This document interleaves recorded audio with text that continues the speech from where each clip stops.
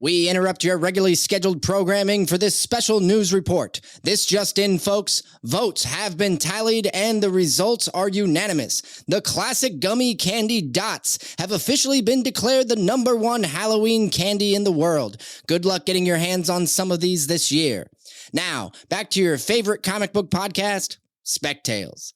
I am your Dot Goblin host, Jake, along with the Dot-tastic bearded Jesus. What's going on, Jesus? Hot take here, man.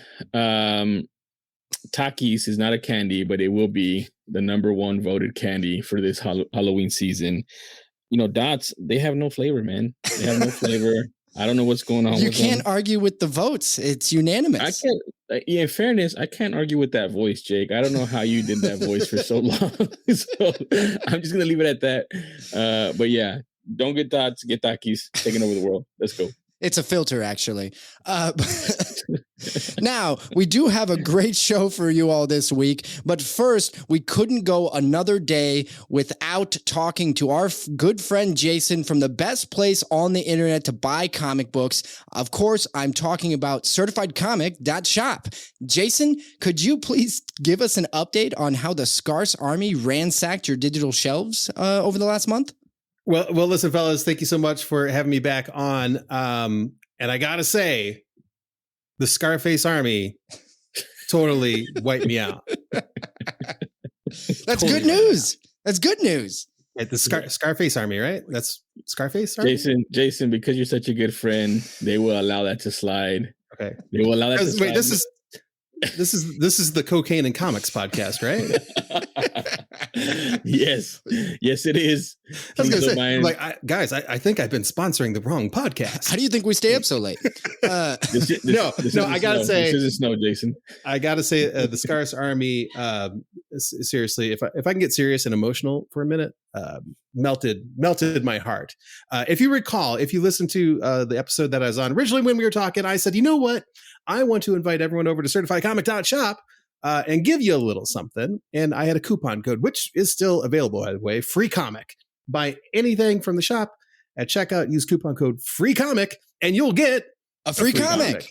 Right. That's how that works. And so I issued a challenge to the Scarce Army. I said, if just two of you come to my shop and spend a few bucks and use that coupon code, I was going to come back next time with a little something for everybody. Something for everybody. Next time being right now.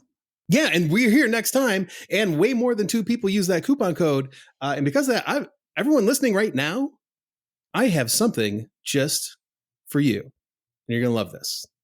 This is going to be great. Now, I want you guys to check this out. All you got to do is go to certifiedcomic.shop/spectales. All one word. That's certifiedcomic.shop/spectales. Ooh. You will see on this page a mystery gift. It's a little something that I'm calling the Spectales Podcast Listener Appreciation Gift. And this is for you. It has a cost of $0. Now, originally I was going to be like, you know what? I'm just going to hook everybody up. I am big into gratitude, and I am big into doing nice things for people. And I am also believe in karma, like do good things and good things happen, that whole bit. So at first I was going to be like, okay, I'm going to give everyone something. You just cover the shipping, right? I'll give you something, a comic book, a graphic novel, a figure, a collectible, something from the virtual shelves of the Certified Comic Shop delivered from my shop to your doors for free. You just cover shipping. That's all I was going to say. But then something else happened. I got an email for the kids at home. That's an electronic mail. I got an electronic mail from one of your listeners. I hope he doesn't mind me saying his name. His name's Tim. And he had ordered something from the shop. He got it. And then he was nice enough to send me an email saying how much he enjoyed the experience and how he was going to start regularly shopping here at the Certified Comic Shop. And because Tim was nice enough to email his feedback to me, I said, you know what? Not only am I going to give the Spectales audience, the Scarce Army, a free gift, but because Tim was nice enough to email, I'm going to cover the shipping too. Holy shit. Free. You'll get a free thing. CertifiedComic.shop/Spectales. Now, there's no strings attached, except you can only do it once. Don't even try to sneak in a second one. That's fair. I think that's fair. more than fair. That's more than fair. I feel like that is what I wanted to come to the table with today. Is my way to say thank you around the holidays. Just to hook everyone up, a little holiday cheer. Inflation is out of control. yes. People are going through hard times, and I believe in the gift of comics to bring a smile to somebody's face. So that is what I'm bringing to you all today. Boom. Holy Jason. Wow. Yeah. My hair is blown back. I'm like, holy shit. Like that's incredible. I'm you. never speechless, but I'm truly speechless right now. That's awesome, Jason.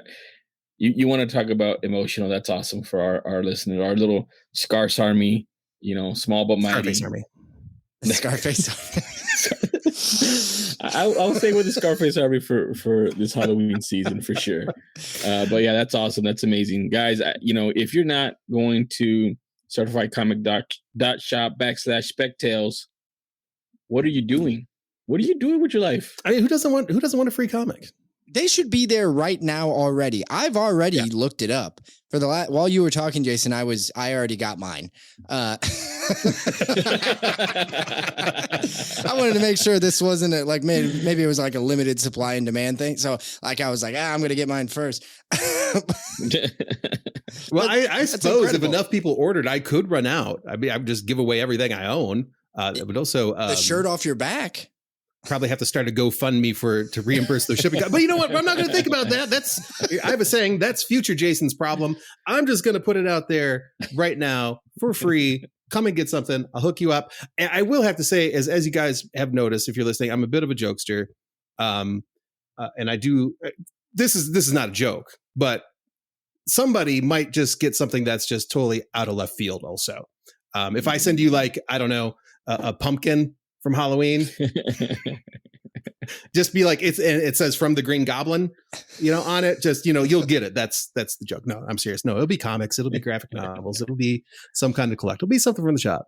Something to hook you up with. Make you feel good. Make you smile.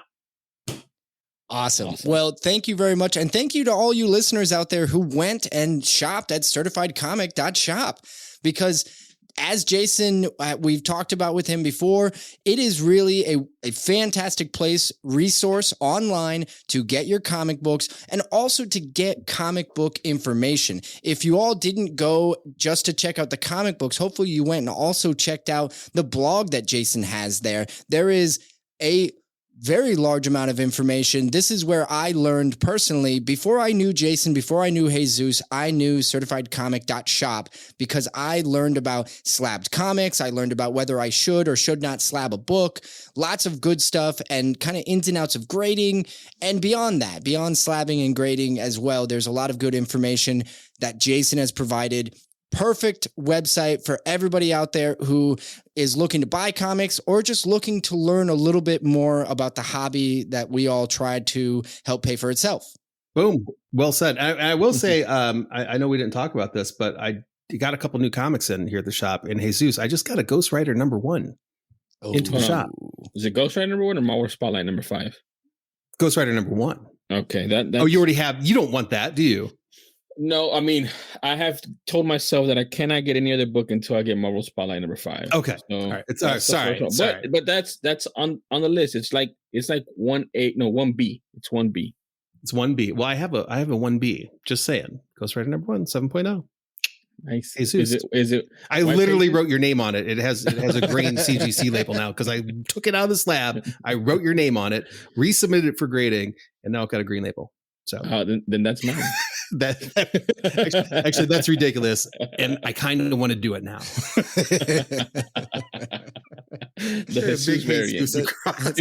The joke alone is worth it. Anything else you got new in the shop, Jason? Geez, what did I just get in? I've got a couple. Oh, here's a pro tip: if you ever want to see what's brand new to the shop, go to certifiedcomic.shop/new, and that will just pull up a feed of a reverse chronological feed of all the newest stuff to come in. I got a Daredevil #5 that just popped in. It's only a 0.5, but you know what they say: low grade's better than no grade. That's true. And it's really, really super affordable. I got a Marvel Premiere #1. Sorry, not a 15, but a #1. First appearance of him as Adam Warlock. I got a Warlock #1, which is the original Warlock. So I got some new keys coming in. I also got a bunch of books signed by James Tinian Ivy. I'm sorry, James Tinian. I know James Tinian Ivy, Poison Ivy's cousin. You know James Tinian Ivy. He's got like a half dozen of signature series books from him as well. So stuff comes in like all the time. I'm starting to get a little bit of backlog there over on the virtual shelves of stuff that needs to get listed. So check early, check often. Make sure you are using certifiedcomic.shop/spectales to claim your free gift. And then while you're there, take a look around, see what else is going on. Exactly. Check out the new books. Jason, thank you very much for joining us. But we probably got to start introducing what we actually have for this week on this show. This week, we are joined by none other than the artist and writer Cliff Chiang. Jesus, how amazing was Cliff on this interview? Man, it was, I hate to say and sound like this, but it was a treat, man. I mean, just picking his brain and all the cool stuff he got to talk about and why certain decisions were made on his latest and greatest endeavor, which was something that he wrote and drew. And did the lettering and he did everything. Like, he did the color. Everything, man. Pillar to post is what he did, man. Everything. So it was awesome, man. It was a great conversation, man. And I hope you guys enjoy it. Yeah, he's definitely a creator heavyweight, so we can't wait for everybody to get a hold of this episode. So without further ado, always look out for falling anvils and never trust the Astros. This is episode 64. This is a conspiracy. That's what this is. Just begging to course its way through your veins. Let's just for a moment speculate, shall we? You're into comic books, aren't you? I'm a nerd. But you do like comic books. Comic books aren't just for sad nerds anymore. Do you think we need one more? Strange things are afoot at the Circle K. Do you think we need one more? Objection, calls for speculation, move to strike. This is a bad idea. This is a bad idea. All right, we'll get one more. Spectales, a comic book podcast with Jake and Jesus. What's going on, spectators? Thanks for joining us for another Hearhole fantasy we like to call Spectales. This week, we're being joined by an incredible comic creator whose artwork can be seen all over the covers and pages of many Marvel, DC, Image, and Dark Horse comics. He is also the co-creator of the highly recommended Paper Girls series. And last but not least, the writer, artist, colorist, and letterer of the truly character-defining, oversized 4-part miniseries Catwoman Lonely City. Of course, I am talking about the amazing Cliff Chiang. Cliff, thank you so much for joining us. Thanks for having me. Thank you for joining us, Cliff. And I'm so sorry, Jake did not mention that you're an Eisner winner as well. Eisner winner. Yeah, don't forget that one. You can't leave that out, Jake. You can't leave that out. I lost my breath just saying the rest of that stuff. But I do apologize. You are definitely owed that. And there's so much to start with here, but I think maybe just for our listeners, Cliff, if you don't mind, let's talk a little bit about your background, because for those individuals that may not know you, I think they probably know your work and maybe just don't know it was you, if that's the case. But you are a Harvard graduate, which is already impressive in and of itself. But you have always had an affinity for nerd culture. If you go to I was perusing your website and was getting a kick out of all of the Star Wars, like World War II style posters about joining the Empire, things like that. I immediately was like, oh, I should put that on my wall. Did you always knew you wanted to go into, like, I guess I call it nerd culture, but I mean that in a positive way? I always enjoyed that stuff, but I didn't know if it was like a viable, profession. That was one of the things that it took me a while to really embrace being a comic book artist, just because the road to get there was so tricky. I wanted to work in comics, and I wanted to be part of it. But when I was getting out of school, I knew my art wasn't quite up to snuff, and it could be hard to break in. Luckily, I was able to break in on the editorial side, so I spent a couple of years doing. As an assistant editor, at Disney Adventures magazine with Heidi McDonald, and then at Vertigo for DC for a couple of years before going fully freelance. It gave me some time to kind of learn how a comic is made, learn how the business is run a little bit, and then at the same time also work on my drawing skills. So by the time I went freelance, I was better prepared. I won't say I was good or ready, but at that point, I knew better what it would be like to be freelance and what kind of work I wanted to do. Perfect. There's so much there for me that I wanted to ask you about your background. You mentioned previously that, growing up, you had like a secret life, right? Or like a secret identity where you didn't want to talk about the nerd stuff and the comic book stuff with certain friends or school or what have you, and you would just do it with your brother, right? Is that correct? Yeah. And it's more that it was just personal. I don't know how. I guess looking back on it, maybe I was embarrassed by it because nobody else talked about it, but there were the things that were accepted and more mass media, things like Transformers and G.I. Joe and stuff like that. You those cartoons, you saw them, like if you wanted to, they were on TV all the time. So it wasn't, there was no stigma to them, but they're equally in that same universe as, reading X-Men or something like that, or Fantastic Four. So it was just nobody else talked about it. So I didn't talk about it with them, But then you'd have that respite when you came home and you were able to talk to somebody about it. And I kind of relate that to like in my, I guess, growing up the same way as far as like, I used to like a lot of manga, Dragon Ball Z stuff, and nobody was talking about it here. So I just kind of kept that to my own bubble. And now you see it and everybody's trying to do manga. Everybody's wanting to, read manga. They can't keep them on the shelves long enough. So how is that like, what does that feel like to you now where like Jake mentioned, the nerd and pop culture is now just booming and exploding? It feels really good, to be honest. I feel like for a long time, people like us, we felt like we were sitting on a gold mine, like all this great entertainment. And it was so difficult to share that love with other people. And then now, like all the biggest stuff, like we won, in terms of like a culture war, we won, it's like Game of Thrones and Stranger Things and, like all these things are super popular. Marvel movies, like all these things. I never would have imagined as a kid that these things would get as big as they have. And manga is one of those things where it's huge, but you don't see it. You haven't seen it explode past, the reading population, so it'll be a thing when people are really talking about anime, when there's, maybe more live action, successful live action, adaptations and things like that. Maybe that it'll filter more into the public consciousness.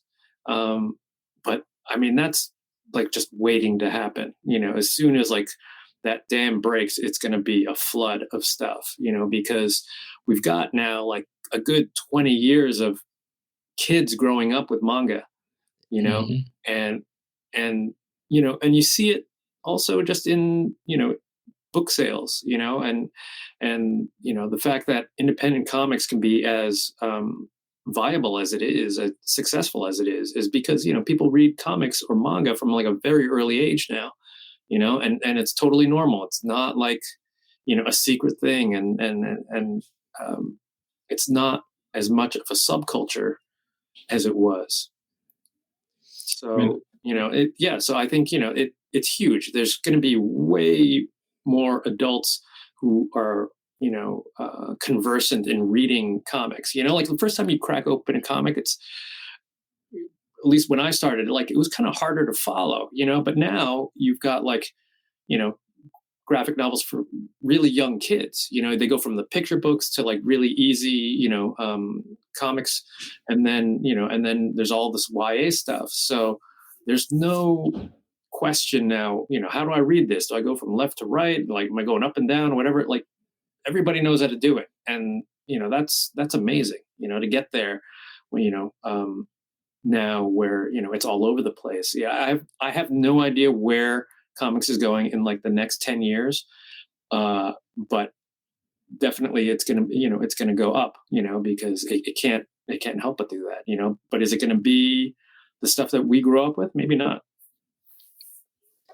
I would agree on all accounts. I do feel like we are sitting on a powder keg in terms of just the entire culture and everything that's happening with comics and with manga. And the idea that manga still feels like, right, comic books, Marvel, superheroes, that has exploded. It is everywhere. It is the most successful thing. You attach a superhero to anything right now, and it feels like it's a home run on the big screen. But we haven't even tapped manga yet in that realm.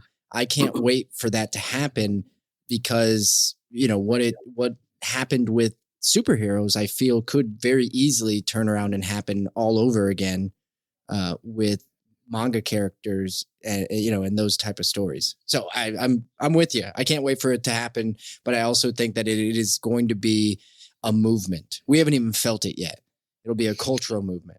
Well, to this point, I've told this story before on our podcast where when I picked up my first comic book, it was Ghost Rider, and I just thought it was so cool. And I got home and my mom looked at it and she's like, "What is this? There's gonna be no skulls in my household," and just threw it in the trash, and that was it. As opposed to me, where I'm ordering, all these different titles for my son, my 13-year-old son, because he likes and he enjoys reading them, and I'm like, he's almost at the point where he can read a little bit more mature things. But it's just a complete difference. And so like his generation is like you said, they already know, they know how to read it. They understand it. And when it's their time, I mean, it's going to be even bigger. If that's even possible, it is going to be even bigger than what we're enjoying right now. So yeah, that's definitely. Yeah. I mean, for all the success of superhero movies, it hasn't translated to a larger readership. I think it's keeping them going, but, the fact that, people who are younger reading manga, unless you're reading, My Hero Academia or something like that, then how into superheroes are you? Not necessarily, like you can see how that's that it really has become its own genre, and people might be into comics that aren't superheroes. And that was so unheard of, back in the day. But now there's so much other stuff out there because of manga, and so much different interest. I'm really curious, like, what's your son going to be reading when he's 20, Mm-hmm. And it's probably going to be something really cool, because we're not, it's not going to be in that same vein of where it's like, oh no, this is just, another superhero story, but dressed up in a different way. Hopefully it'll be something, new and original. I definitely think it will be. Yeah. When he starts really, taking that choice into his own hands, Jesus, because I know you're, I'm assuming helping him and helping him filter through stuff right now. But yeah, as Cliff said, by the time he's 20, all those he's walking into that store by himself. He's leaving you behind. Like, I can't believe my dad held this from me. I can't believe it. I can't believe he held Catwoman Lonely City from me, Well, I think that's a great transition, because I do have a lot more questions for Cliff, but it really is more in how the I guess your career transition into literally doing everything in the kitchen sink on Catwoman. But real quick, Cliff, before we get into it, we need to transition into this first segment.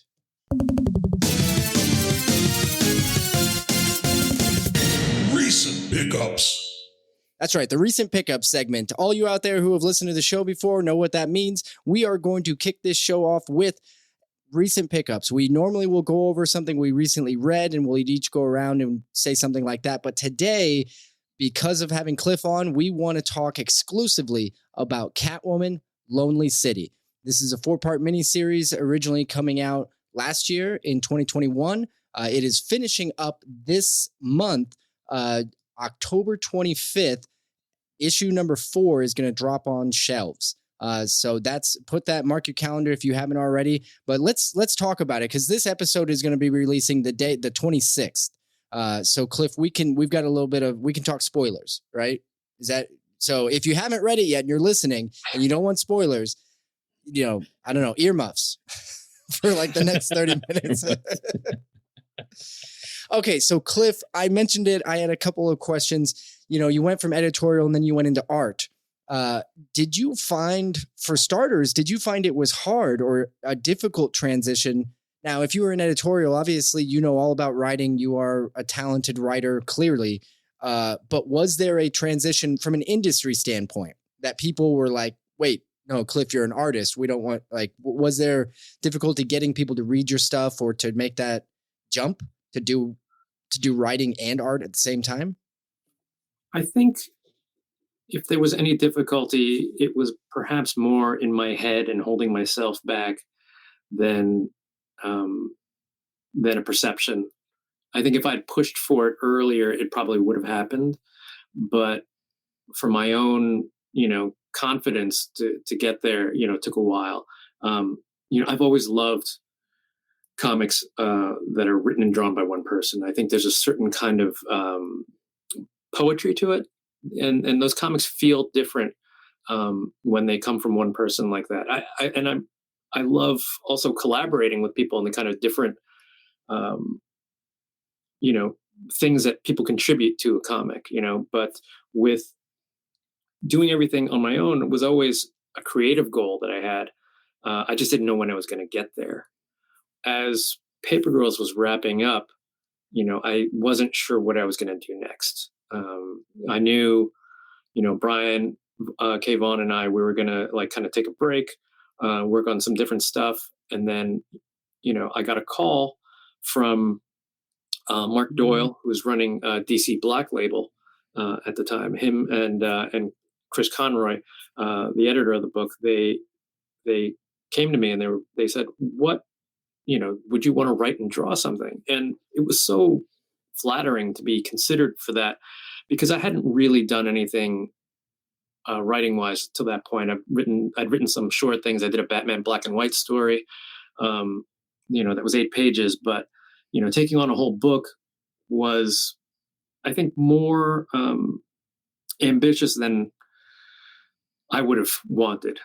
I think if, in a perfect world, I would have wanted to get my feet wet, with like an issue here and there or something like that.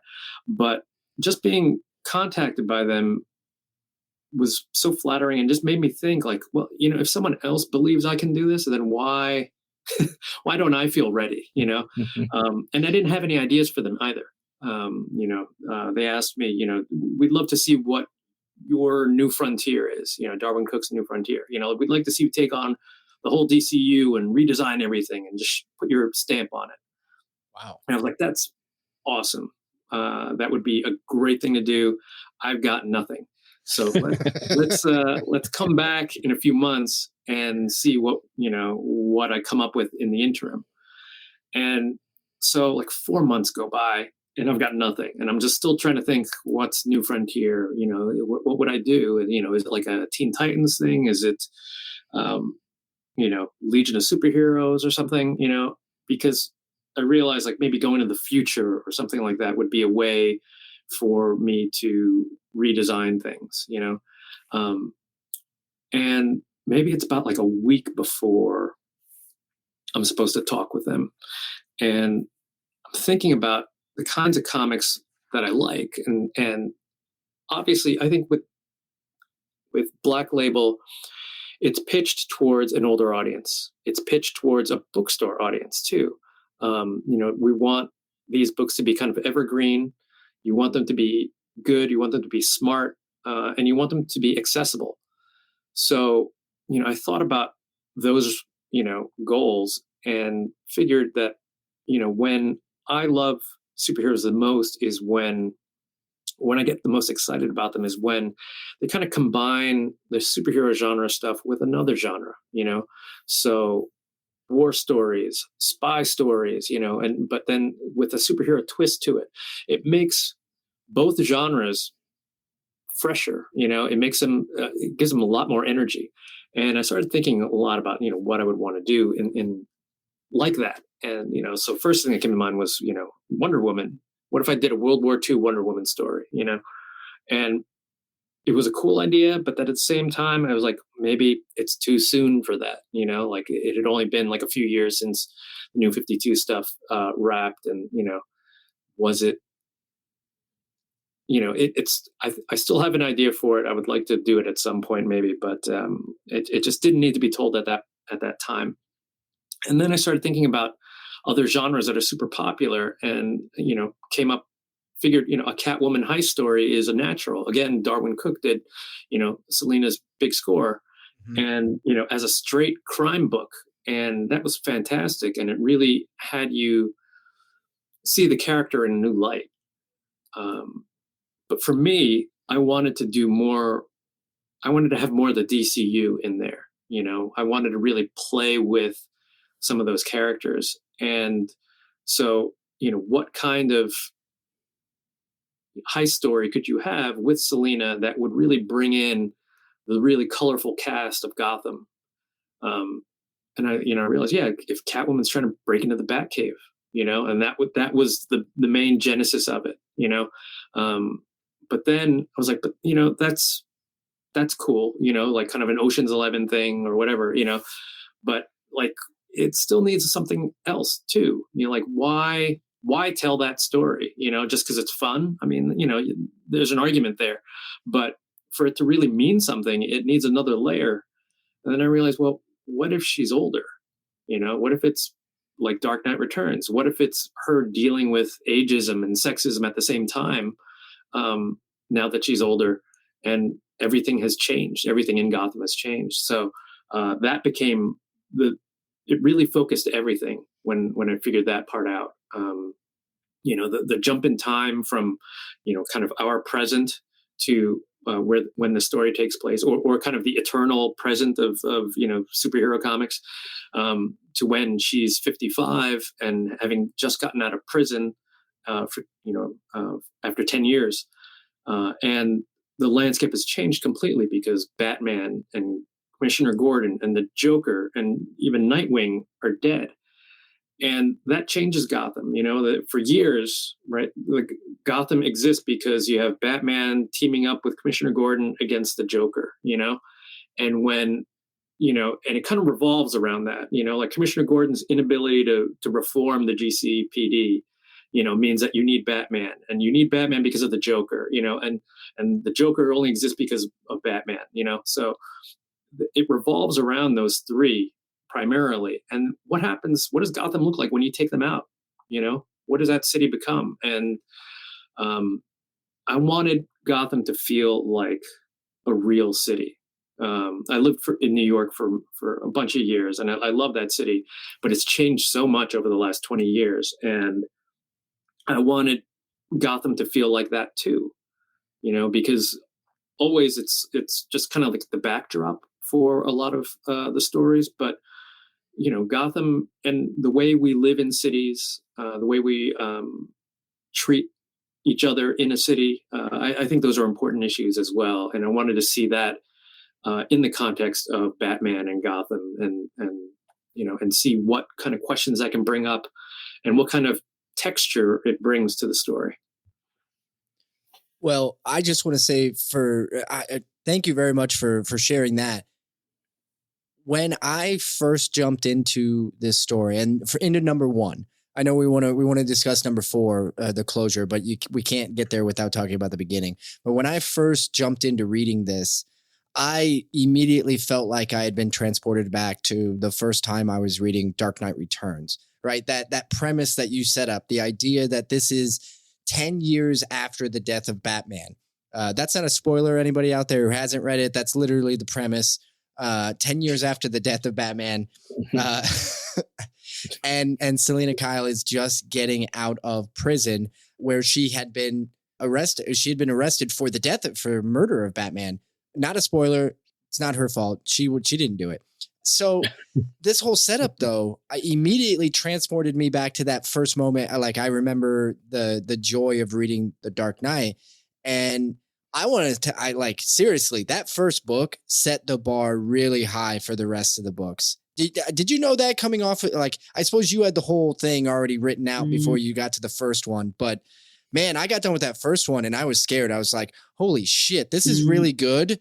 And the rest of them better be just as good or I'm going to be mad at Cliff.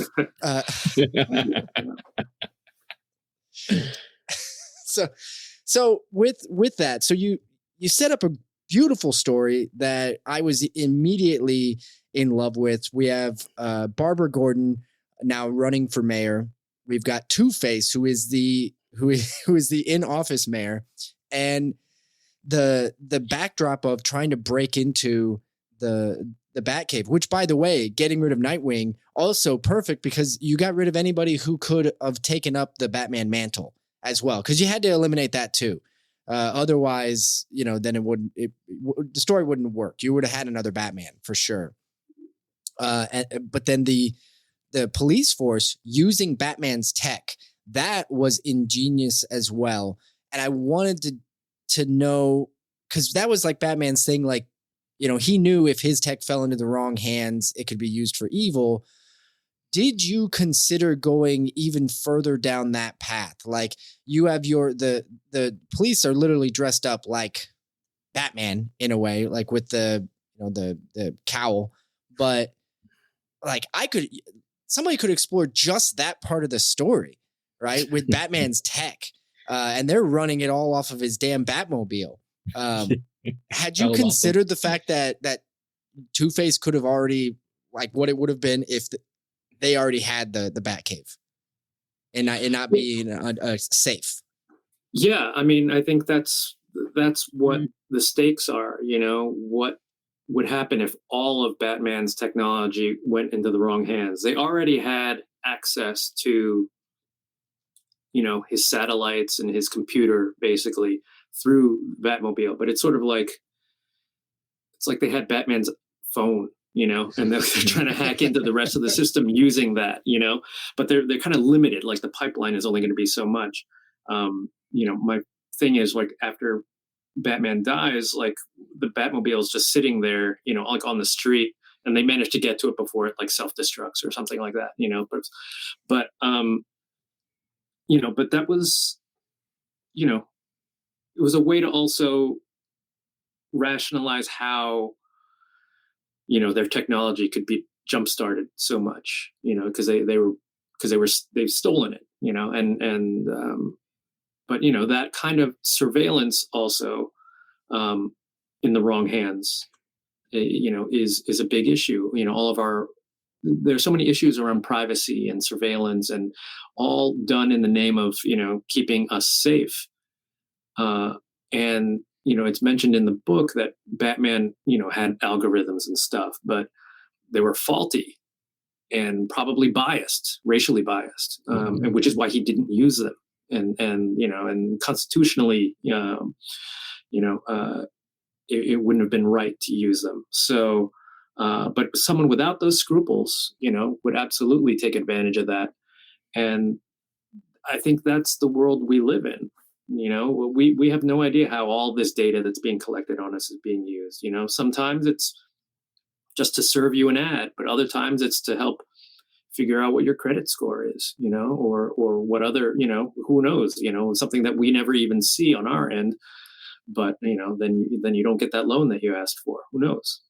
Or how to push you to vote a certain way or what have you, which exactly, yeah. That's the scary part. And that's what I gathered from it too. And there's so much stuff I want to ask you, but I'm going to kind of, change the pace a little bit about it. You mentioned before that you're a huge fan of Love and Rockets from the 80s and what they did. And that book was magazine size. Is that one of the reasons why you chose an oversized book? Because as a fan and as a reader, I love it. I love the art. I love how it like brings you in and there's more into it.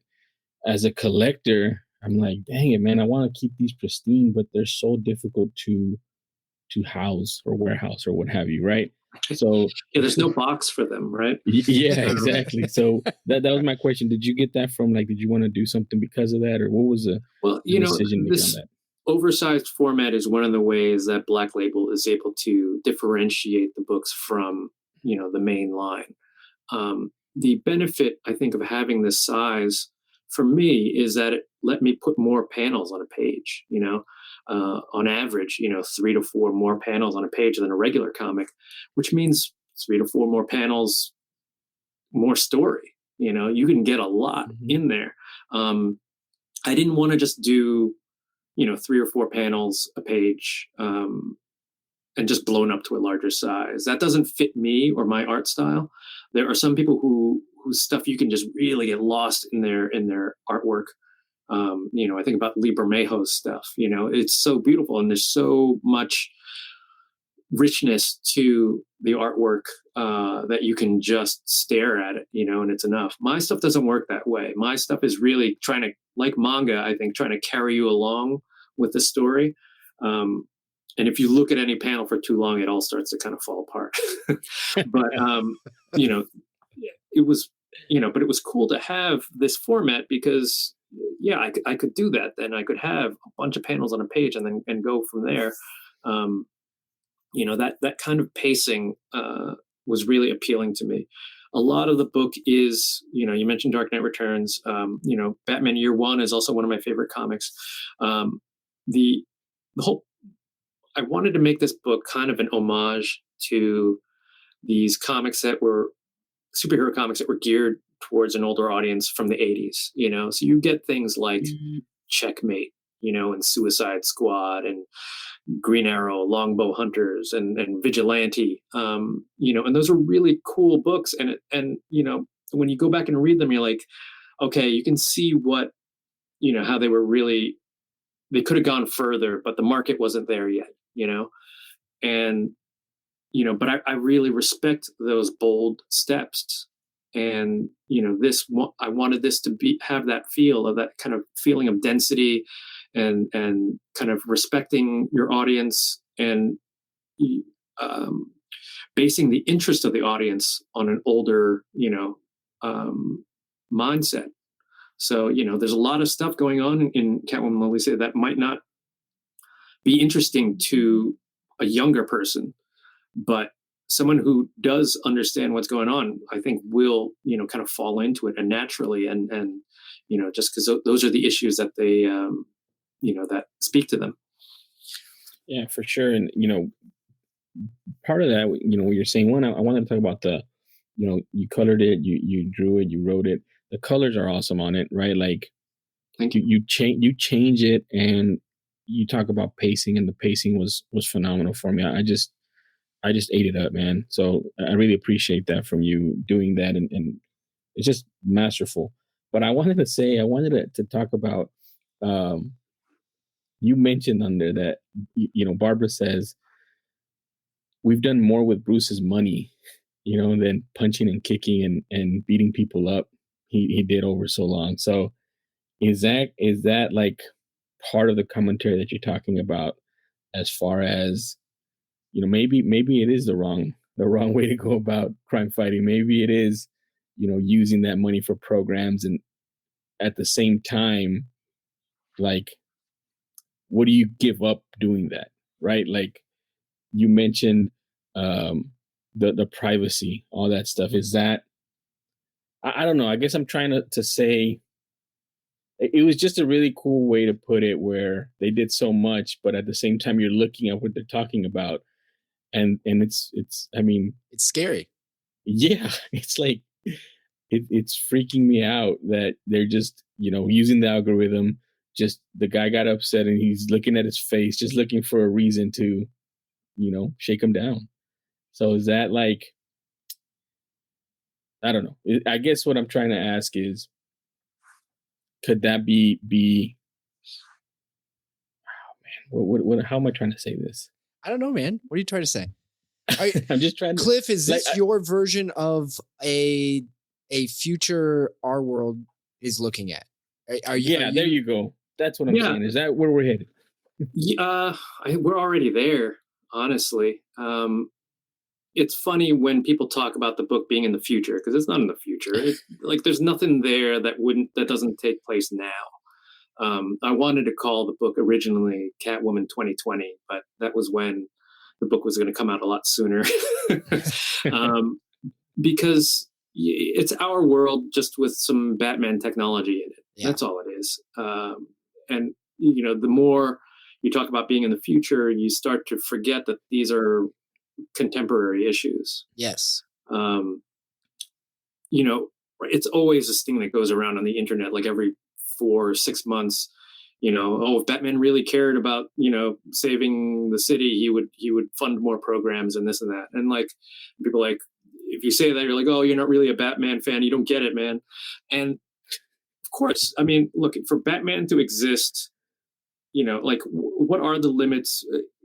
I'm trying to look at this from a kind of a real world perspective. And it depends how far on the pendulum you want to go. It's so, if you have Batman running around Gotham City, then yes, Batman must be effective. Otherwise, why are you telling any of these stories? You have to buy into that. But in this world, Batman's dead. You don't need a reason to justify Batman anymore. So let's push it a little bit more. Let's see what, it means. And what are the limits then? And by the end of the story, I think it just raises these questions. There's no good answer for them. But one guy going out and beating up criminals, is one way of tackling crime, but then it's also a certain kind of crime too. And so much of the stuff that we don't see, that doesn't get reported on the news, those things are important too, corporate crime and political crimes and things like that. So, there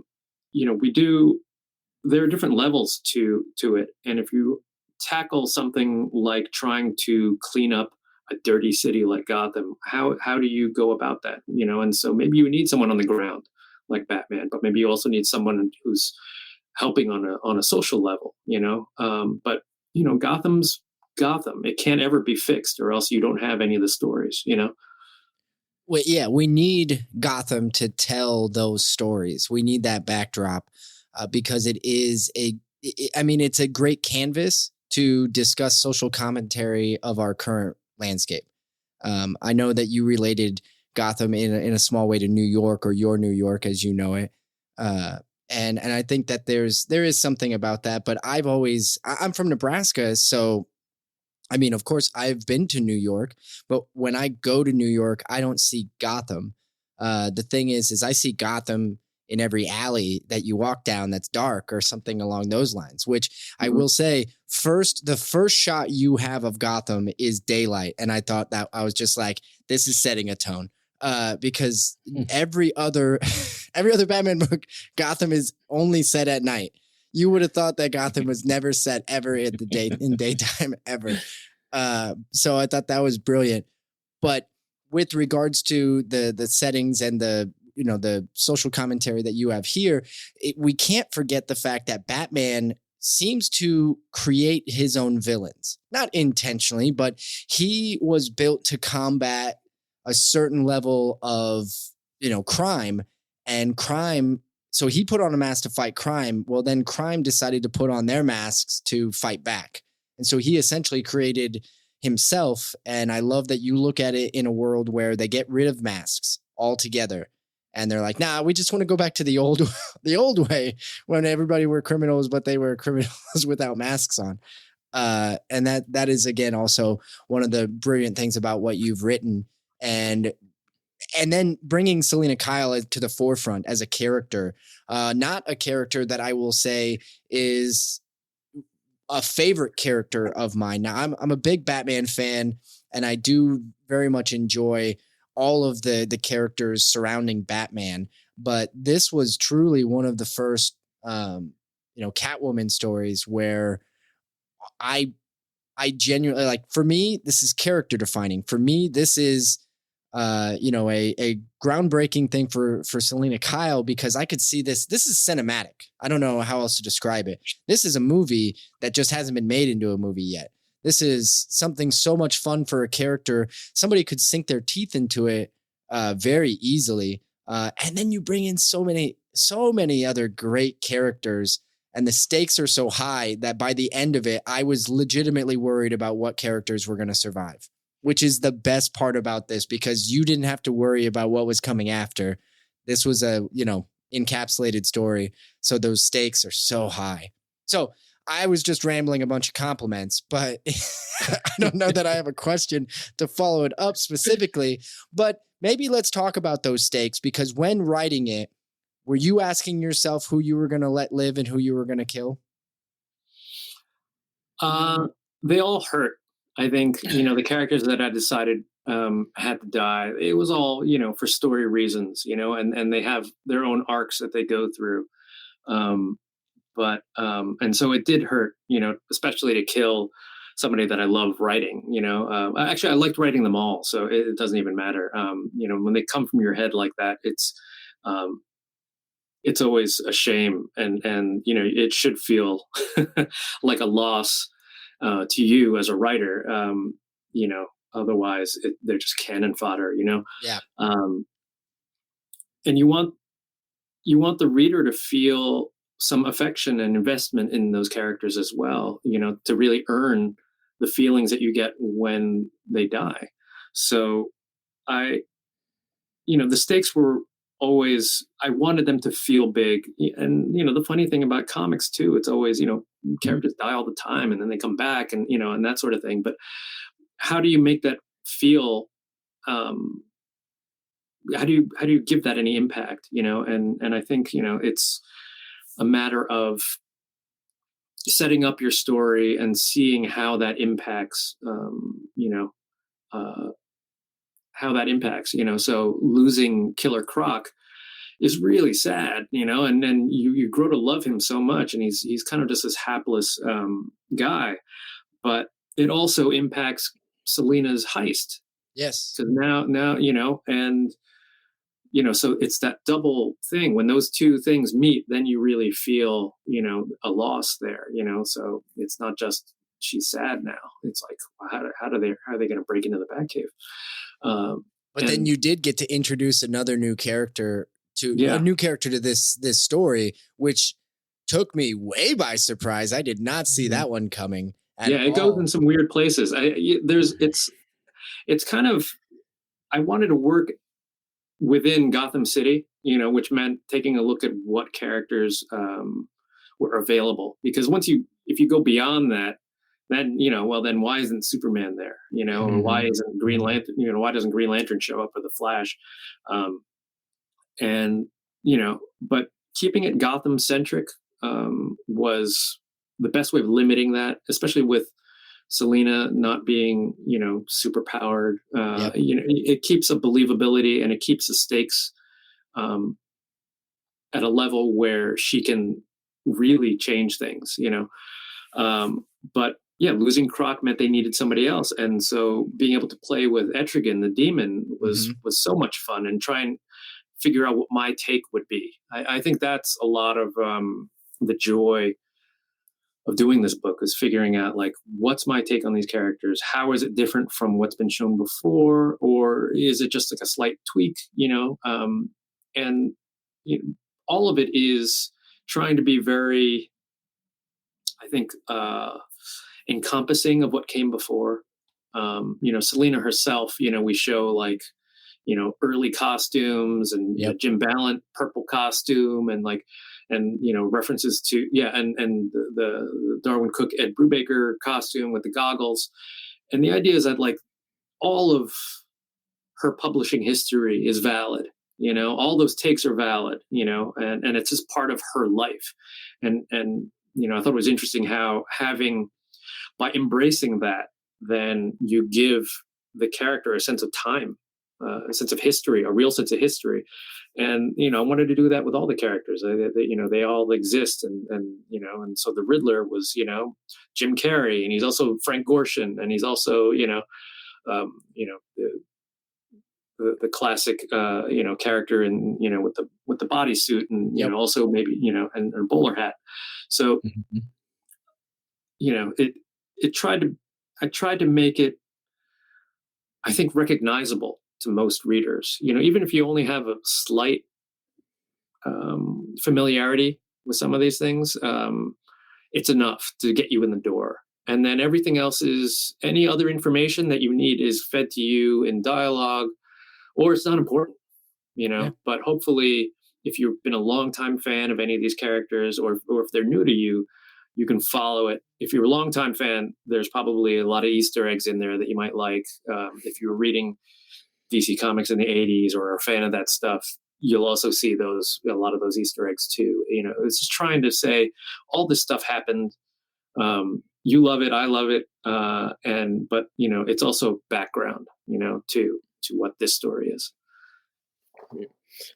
So real quick too, I know Jake is hammering me on this as per usual. But two things I just wanted to commend you on, and I just thought were so cool, and you know, I laughed and I giggled and I enjoyed it. You know, one, you know, the guys buying the Batman shoes, the ones. I thought that was like dope. I thought it was so cool. I'm a big sneakerhead too, so I was like, oh man, I'd be going for them too.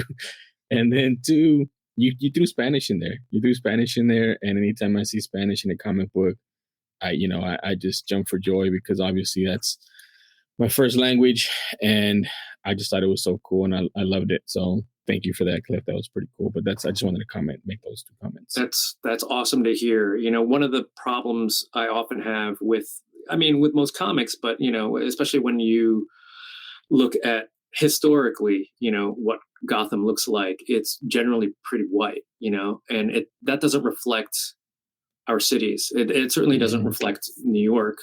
And, you know, I wanted Gotham to feel like a real city, you know, which means having different kinds of people and different ethnic and racial backgrounds and stuff like that. And certainly having Catwoman, who, you know, is part Cuban, you know, and talking to the Riddler's daughter, who's I don't mention it, but she's her mother's Dominican. But you know, having them speak Spanish to each other was really important to me, because you know, I wish I could have used it more actually, but it was just a point of connection for those two characters, and then also just to kind of take it away from just this kind of default where everything is, you know, English and everything, you know, and you know, and having Winston and OG Beast in there too. They're Taiwanese, I'm Taiwanese, you know, and then you know, just getting to show some more diversity, I think is really important, because it's more reflective of the world we live in, and you know, the more we do that, the more universal these stories become. You know, like they're less believable when they become generic. Yeah, and you know, one more thing I just remembered you touched on the other part for me of being a dad. I have a 14-year-old daughter, and the Riddler with his daughter and Winston. I just thought that dynamic was so funny. I loved it. Thanks. Thank you for bringing that up, Jesus. Actually, that is a really good comment on not just the Spanish, but then, you know, the overall, just the diversity in it, because I did genuinely, that was another one of the pieces that made this more cinematic for me while reading it, right? Like the idea. So I do not speak Spanish, but I was like, oh, great, subtitles, good. Because then I could just because now it's just like watching a foreign film for me immediately. But the thing is I loved that, because I sat back and thought about it. My brain didn't even think twice. My brain immediately was just like, nope, I'm going down here. And then I just read it and it just flowed right through. I was like, this is perfect. Like my brain is already built to do this because of watching foreign films and things like that. But I really thought it was a refreshing, just another elevated stylistic choice of storytelling. So again, kudos to you. And the last question before we move on to the next segment, Cliff. So we talked about it. This is a 4-part miniseries, and we discussed that this is sort of, you know, enclosed storyline, but it is not technically ended at the ending, right? It does wrap up in a nice bow. I want to give you credit for that. However, what are your thoughts on revisiting this character in this story, continuing? I would love to get back into that world somehow. I think, you know, it sets up a new status quo at the end, and one that's important. I think it presents a different dynamic that's similar to Commissioner Gordon and Batman, but crucially different in a lot of ways. I think primarily because, you know, they're both women, and their perspectives and what their mission is too. You know, because they're trying to fix the city sort of from the inside. as opposed to kind of, from the street up, but right, like the fish rots from the head, right? So it's like they're tackling the problems of Gotham from the other direction, Yes. which I think there are stories you could tell. I think it's difficult. If I wanted to do a monthly, sure, but it does feel like Selena's story is kind of done. Okay, like at least for me, I don't know if it would be meaningful to show. It'd be fun, but it wouldn't be meaningful to do. But I would like to get back to that world, and I do have some ideas about other characters that we might want to go, dive into. This version of world. Gotham. Yeah. Awesome. I mean, there's a lot there. There's a lot of meat on that bone for me. I mean, I'd if you did a monthly or just another story, I think it'd be cool. Yeah, I think it'd be dope. Give us a heads up. We'll put them on our pull list right away. All right. Thank you so much for sharing all of that, Cliff. And we'll probably get back to reminding everybody about the drop date and everything for Catwoman Lonely City. But it is now time for the next segment. Grail Tale. Grail Tale. Grail Tale. Grail Tale. Grail Tale.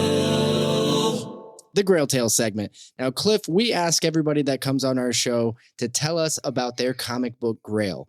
This can be any book of any kind, any collectible of any kind that means anything to you. We just want to get to know you a little bit more. So we want to, dig in and know a little bit more. We want to figure it out. So what do you got? Collectibles, grail, for a long time. I mean, this was almost a professional grail that turned into like a comic book grail. While I was at Vertigo, there were so many books, knowing that, I wanted to be a penciler. There were so many books that I was working on or was reading that were being produced in the Vertigo office, that frankly, I was, that I just loved so much, like I kind of got back into comics after not reading them for a long time because of Vertigo stuff, because of stuff like Sandman, because of Garth Ennis and Steve Dillon on Hellblazer, and so it was a dream come true to be working in editorial there. And then some of those books were also really inspiring to me. And one of those books was Human Target by Peter Milligan and Eddie Bukovich. My friend Axel Alonso was editing those books and putting them together. And the Eddie Bukovich's artwork and his storytelling is so perfect. And seeing the amount of work and research and nuance that went into every panel was really inspiring for me. And that book is so smart and so fun. And when I was reading it, I was like, this is fantastic. I remember reading the pitch and thinking, well, this is really great. And then Eddie's art came in and it was like, this couldn't get any better. And I loved that book, and it felt like that's the kind of book I would want to work on, and like, I don't know, maybe about a year after that book came out, Eddie, along with Goran Sujica and Esad Ribic, they went to San Diego and they came through the New York office. And I got to meet them, and I got to show them some of my early artwork. And I got to ask them, because all three of them, their work I love so much. I got to ask them, well, what do you think of this? And they were so encouraging. They were like, no, there is something here. Keep at it. You should be drawing comics. And that was so inspiring to me. It kept me going for, it pushed me to do better as well. And it meant a lot. And then, maybe it was like a few months later that we got the sad news that Eddie passed, and, it just stayed with me, and it hit me in a way that was like, wow. I mean,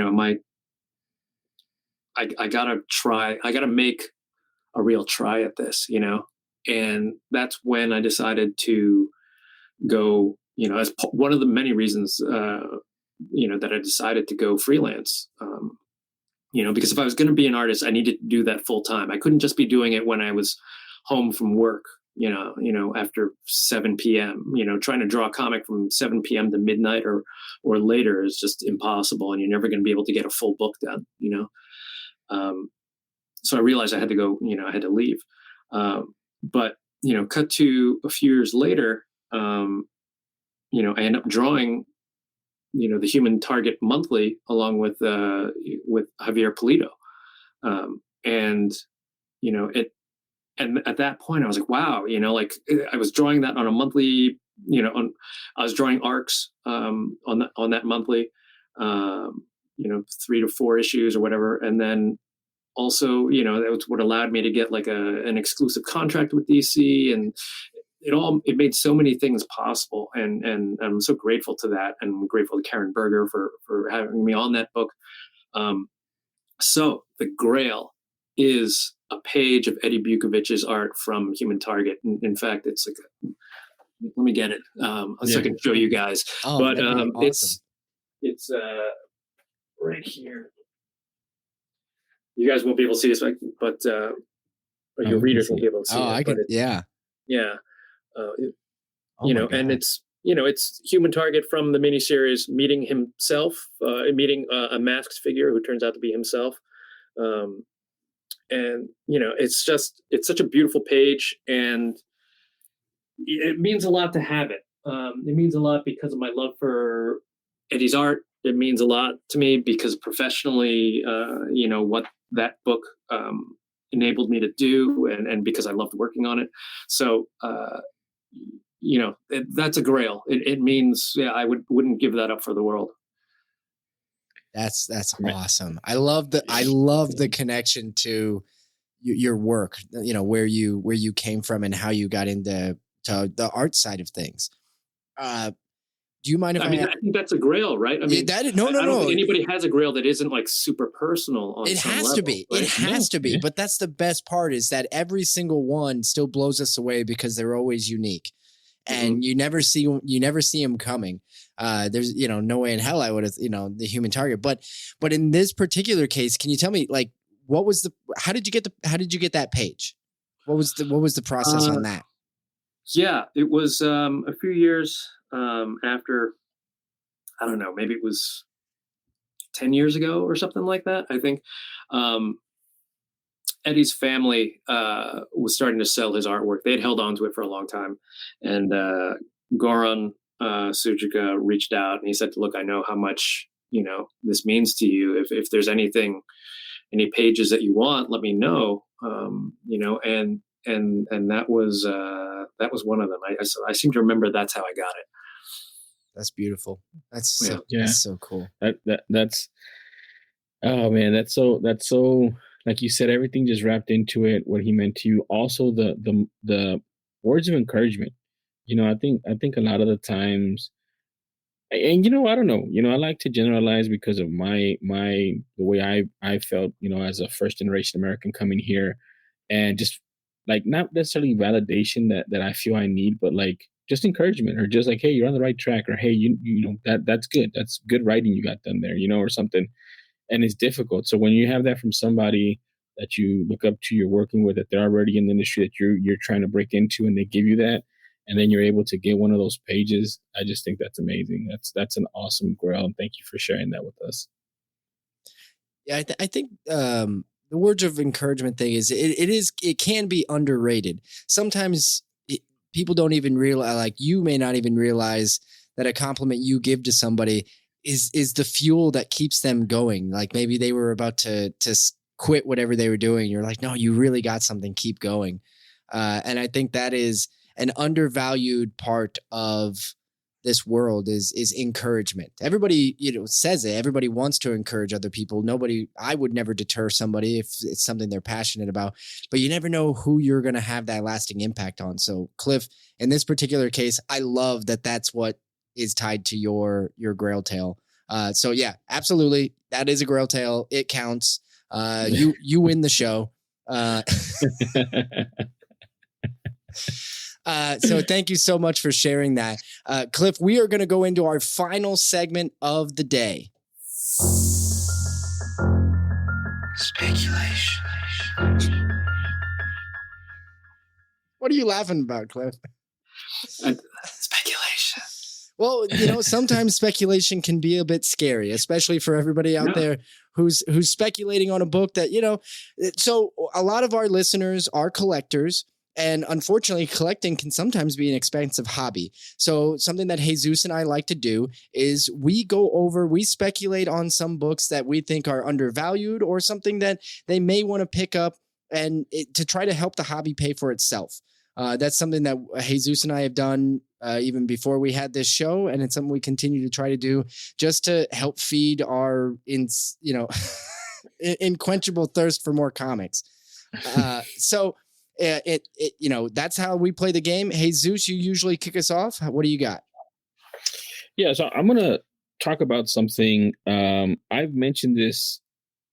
I mentioned this several times, and I wouldn't be me, and I would be remiss if I didn't mention it when I have one of the creators on here. Just so you know, Cliff, I've talked about Paper Girls. I've been that guy on the top of the mountain, saying, watch the show, read the books. And I guess I don't know. I just thought it was really cool. I've always talked about it. I told Jake to watch it. My wife loved it. She enjoyed it with me as well. We watched it together. One of the great things that I love about it as well is if you saw your future self when you were a child, would you be happy with that person, or would you be upset with him, or would you be, like, I can't believe this is what I turned out to be, and I think that's I just thought it was fun. I thought that was a fun question, but also just nostalgic and all that and cool. So I want to talk about Paper Girls as a spec pick still, because I still think there is a lot of, again, I'll say the same phrase, meat left on that bone, because it's such a great story. The season to me was great, had great reviews, a lot of buzz. It's unfortunate, right, what the decision makers made a decision or whatever. We don't have to get into any of that. I don't really, not for me to say or anything, but I just think that it's so good and it continues to have buzz around it from everybody that I've talked to about it. So I still think there's meat left on the bones for Paper Girls. It's still, right now, it's gone down. It's very affordable. I think it's $25 raw book, and 9.8 is going for under $100. So you can still grab it right now before anything else happens or anything else in the future happens, because I just feel it's such a good story. It's so well done that I'm hoping, as a fan, I'm hoping we get more of it. So that's my speculation, Paper Girls, with Cliff here with us. And again, thank you for Paper Girls, because it was awesome. Thanks. No, it's really nice to hear. I mean, I am not that plugged into like the comics single issue market, so I don't know like what's doing well and what's rising in value and stuff like that. All I know is that hopefully anybody who's buying that issue 1, like that they're buying it because if you're buying it because you love the story and because it means something to you, then that's always going to have a value to you. Regardless of whether there's another season or not, that kind of thing. There's only so many of them out there. We've got a lot of those image first versions of it. But if you caught it when it came out, I think it means something, and we are so, the whole team, we're so deeply grateful to anybody who's bought the book, because, to support independent comics, create our own comics, like all that, goes to us. It helps us feed our families. It means that, it's validation in the work and the story. So, and to see any of those books have a life on the secondary market too, just means, someone thinks it's important or worthwhile. And, and so it's that they want to track down a nice copy of it. So that's great. Thank you.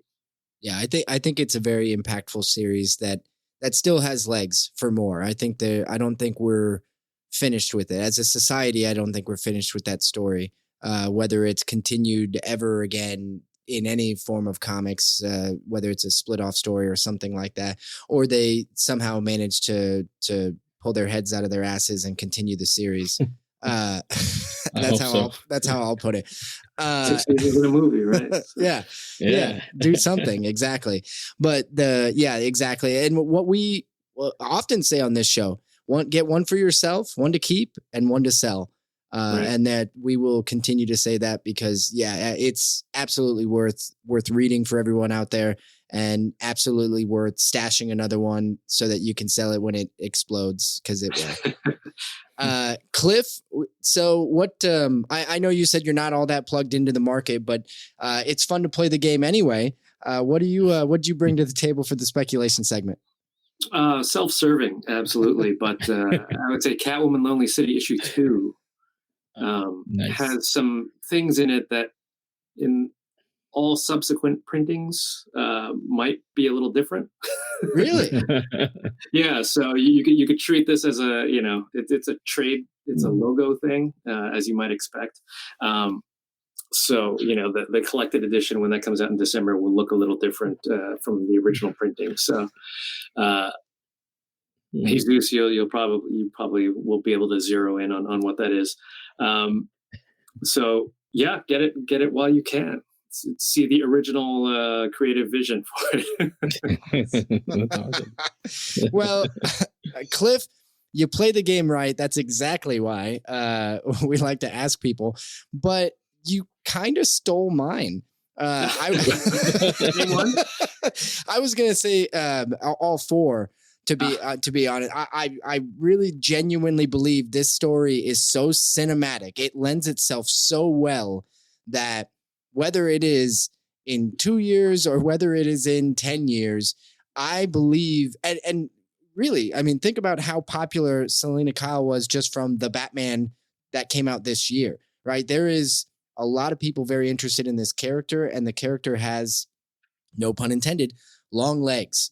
To really transition well. And this story is the perfect story. This story is I don't know, maybe it's the wrong one. This is the Logan of Catwoman. This is that story that people are going to be clamoring for. They're just going to start demanding it. And based on the way DC is running their cinematic stuff, they just apparently just give fans what they demand, like the Snyder Cut. So, but I mean this in a good way. It's a compliment. Well, thanks. I think, like, of course, the vision was to see the whole thing collected, but I also wanted the individual issues to have, like for each issue, which is why it's book 1, book 2, book 3, book 4, and not issue 1, right? Yeah. Because I do feel like they feel like chapters, in a book, and hopefully when it's all done and collected and more people get to read it too, that those issues will be where it all started. And so having, copies of those, your extra, super mint copy, it will be a good thing because, my hope is that the story goes wide and far and that, people of all, stripes end up reading the book and that, maybe if it gets adapted or whatever, but like, that it's popular enough that people will want to seek out, the individual issues because it means something to them. And then that will drive the market and stuff like that. So we'll see. I agree. I think as much as I would have loved to have read these continuously, like all straight through, there was a definite enjoyment to the cliffhangers. There was a definite enjoyment to the single book read of these. And I can only recommend that everybody else out there who have yet to read this series, go pick them up. Cliff has given you a wonderful reason why to also go definitely pick up number 2, at least from the first printing anyway. And I think that's brilliant. So that is actually going to come to a conclusion for our show. Cliff, this was a ton of fun. Obviously, we love your work and we can't wait for the next thing that you're going to do. And hopefully, if you do anything again in the future, please let us know. We would love to tell everybody all about it, just the same way we're telling everybody to go get Catwoman Lonely City. Number 4 drops on October 25th. So that is coming up here in a couple of weeks for us. But by the time you guys listen to this out there, it will be yesterday. So I guess that's why we're recording early. And then on December 13th, the collected volume will be out. But don't wait for get the collected volume, but don't wait for it. Get 1 through 4 now. That's what we're telling you to do. So that's what you need to do. Cliff, thank you so much for joining us. Well, yeah, and then get the retailer variant too. It's going to have a lot of cool. The dust jacket is going to unfold into this cool poster. So there's another collectible for you. Oh, Awesome. Nice. There might be some other goodies in there too. I'm not sure. And Jake, again, I have to correct you. If you do anything, we know Cliff is going to do more stuff, Jake. Like that's right. He's probably working on stuff right now. Cliff, maybe you know what? I'm working on a nap. Is what I'm going to. Look, Catwoman Lonely City could be a mic drop. He could just be retired, just mic dropping out. I hope not. I pray not. Right, but I'm not going to count those chickens before they hatch, Jesus. But yeah, thank you so much, Cliff. We really appreciate it. Would you like to tell everybody where they can find you out on the internets if they want to chat you up? Or I'm Cliff Chiang on Instagram and Twitter, and you can find me on my website, cliffchiang.com. Awesome. Thank you, Cliff. Thank you, everybody out there who is listening in. We really appreciate it. We will be back again next week with another wonderful guest. Maybe not as great as Cliff, but that's going to be hard to beat, right? See you later, guys.